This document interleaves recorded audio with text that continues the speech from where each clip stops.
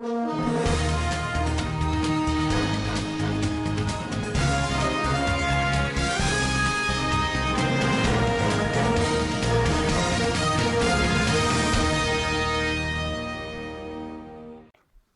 Matole calls on federal government to extend its special public works program to 1 year.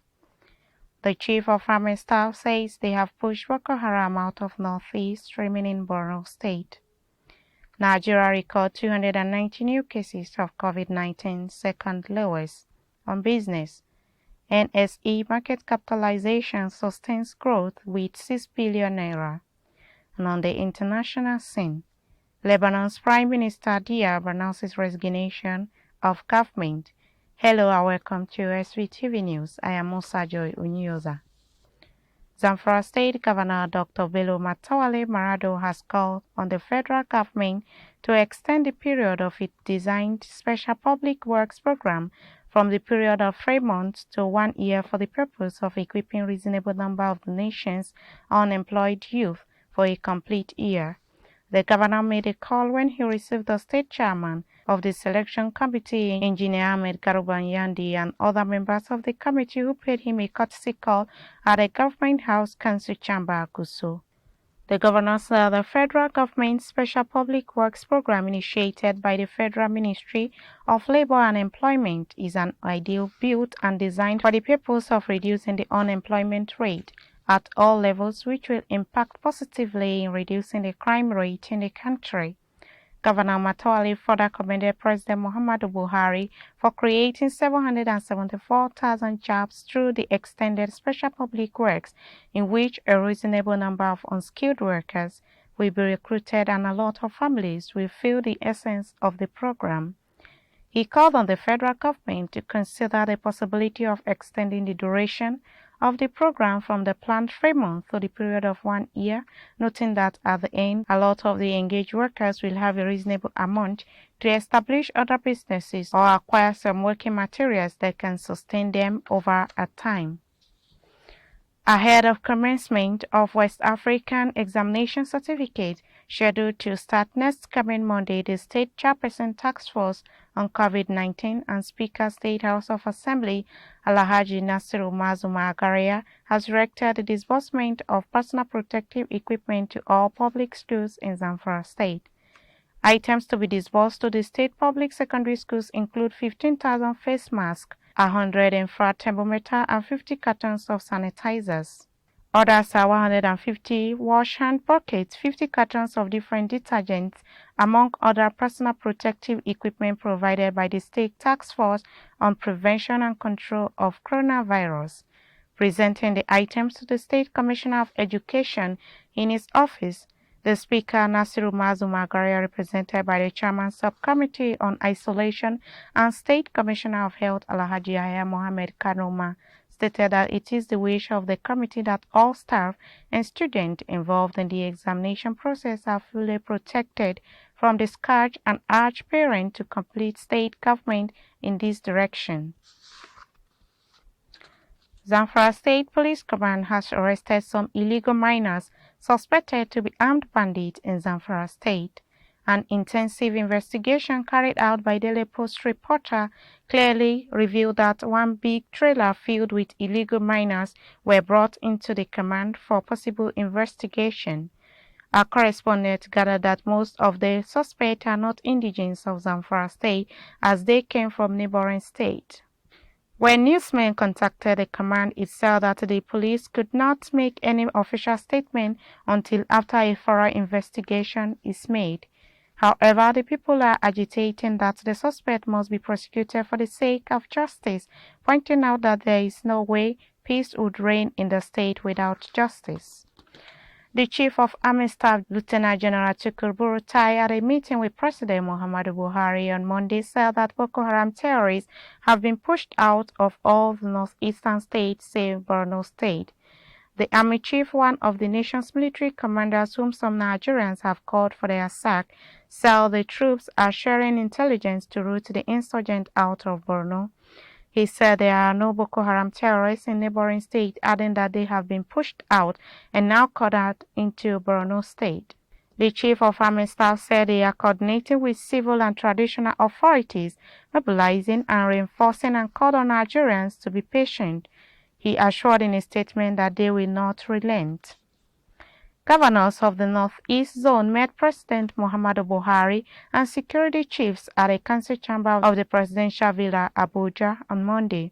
The meeting was also attended by Vice President Yemi Osibanjo and the Secretary to the Government of the Federation, Boss Mustafa. National Security Advisor Major General Babagana Mungono retired, and the Chief of Staff to the President, Professor Ibrahim Gambari, also attended the meeting. Borno State Governor Babagana Umar Zulum led his colleagues Amadou Fintiri of Adamawa State, Bala Mohammed of Bauchi State, Inuwa Yahaya of Gombe, Darius Ishaku of Taraba, Mai Malabuni of Yobe State to the meeting over insecurity in the region. Chief of Defense Staff General Gabriel Lanisakin, Chief of Army Staff Lieutenant General Tukur Burutai, Chief of Naval Staff Vice Admiral Ibok Ibars were equally at the meeting.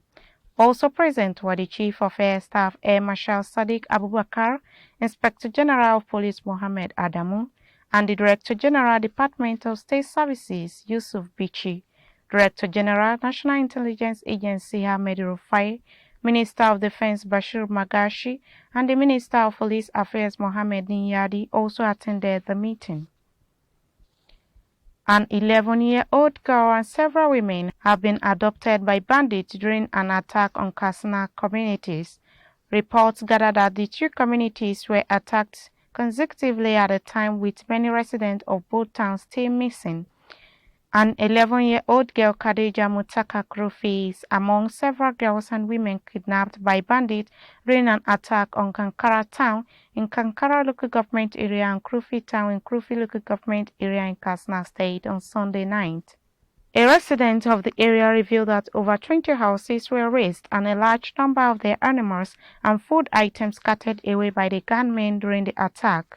So many people were abducted, including the daughter of Dr. Mutaka Krofi, a lecturer with Federal University Dosma, and number of casualties cannot be ascertained now. Katsina State Governor Aminu Bello Masari has assured that all measures have been put in place to avert the infiltration of the dreaded Al-Qaeda and other notorious sects into the northwest region of the country. Governor Masari gave the assurance when he visited the Nigerian Army Super Camp 4 Faskari to assess the ongoing Operation Sahel Sanity being conducted by Nigerian Army to flush out banditry, kidnapping, and cattle rustling in the region.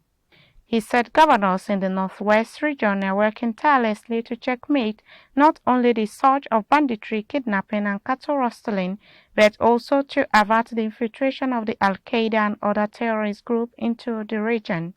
He said in Katsina and other northwest states, they have put their ears on the ground following up any suspicious movement, as they will not allow northwest to be another northeast region.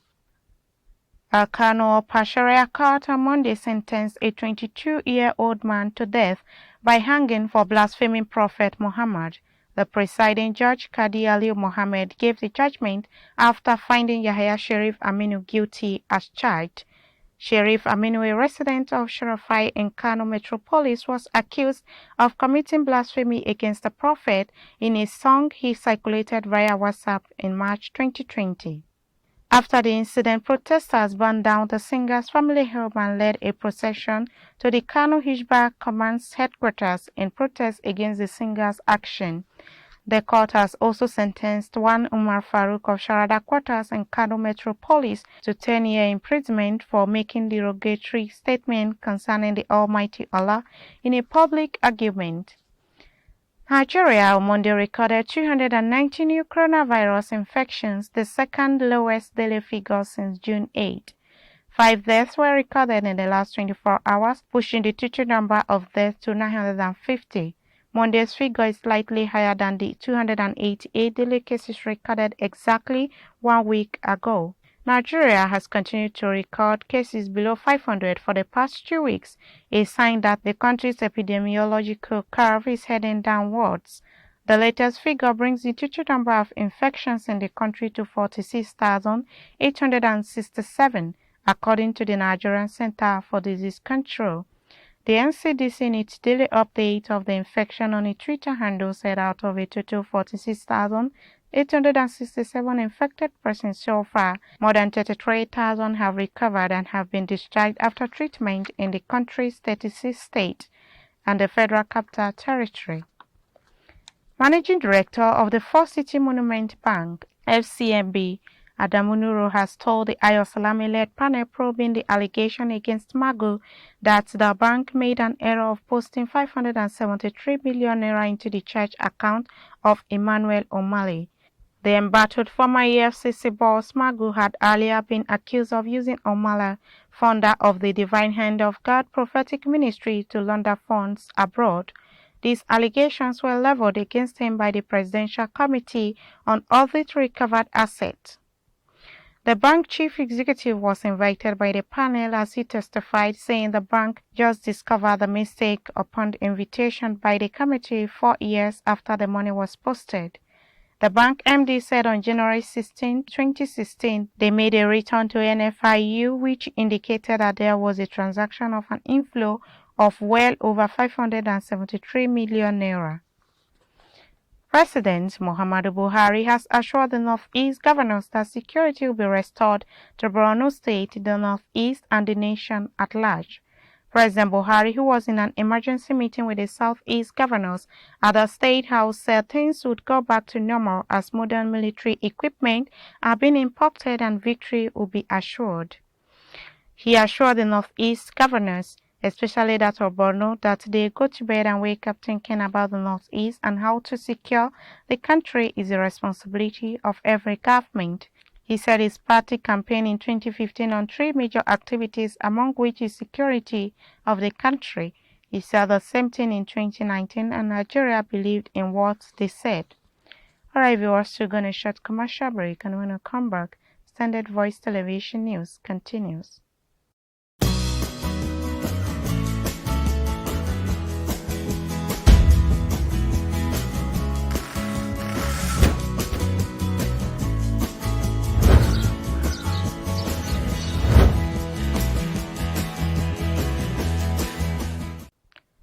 Welcome back on Business.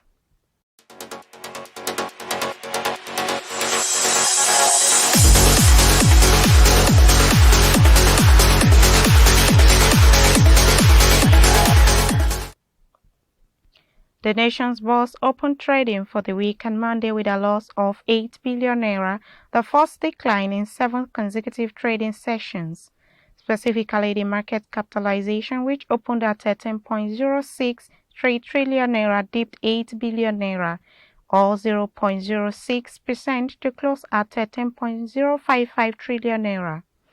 Also, the all-share index lost 14.28 points, or 0.06%, to close at 25,027.6 rand compared with 25,041.87 achieved on Friday.